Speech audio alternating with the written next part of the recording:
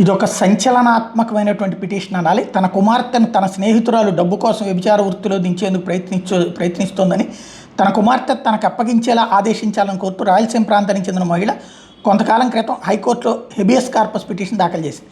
వ్యాజ్యం మీద జస్టిస్ దుర్గాప్రసాద్ నేతృత్వంలో ధర్మాసనం విచారణ జరిపింది. ఆ బాలికను తమ ముందు హాజరుపరచాలని పోలీసులను ఆదేశించింది. పోలీసులు ఆ బాలికను కోర్టు ముందు హాజరుపరిస్తే మంగళగిరి వద్ద ఉన్న ఉజ్వల హోంలో ఉంచాలని పోలీసులను ధర్మాసనం ఆదేశించింది.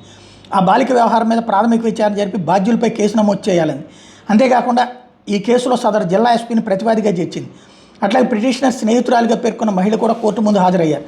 తాను కుట్టు పని చేసుకుంటూ జీవనం సాగిస్తుంటానని, ఆ బాలికను తాను అక్రమంగా నిర్బంధించలేదని ఆ మహిళ చెప్పుకొచ్చారు. ఆ బాలిక తన వద్దకు వచ్చి 3 నెలలు ఉందని, ఆ సమయంలో ఆ బాలికకి టైలరింగ్ నేర్పించానని చెప్పారు.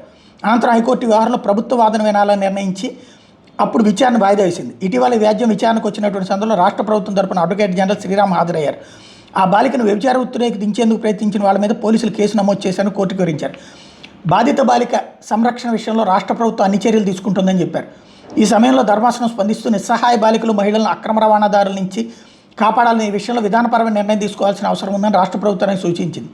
అలాగే మానవ అక్రమ రవాణాదారులు, ఉచ్చులో నుంచి బయటపడిన బాలికలు, మహిళల పునరావాసం కోసం కూడా చర్యలు తీసుకోవాలని, ప్రభుత్వం చట్టంలో వీటిలను బాధితులుగా పేర్కొన్నారని, వాస్తవానికి వారిని నిందితులుగా పేర్కొనాల్సిన అవసరం ఉందని చెప్పింది. దీని మీద ఏజీ శ్రీరామ్ స్పందిస్తూ మానవ అక్రమ రవాణాదారుల నుంచి బాలికలు, మహిళలను కాపాడే విషయంలో విధానపరమైన నిర్ణయం తీసుకుంటామని చెప్పారు. అట్లాగే పునరావాసం విషయంలో అన్ని చర్యలు తీసుకుంటామని నివేదించారు. సమగ్ర వివరాలతో విధానపరమైన నివేదిక సమర్పిస్తామన్నారు.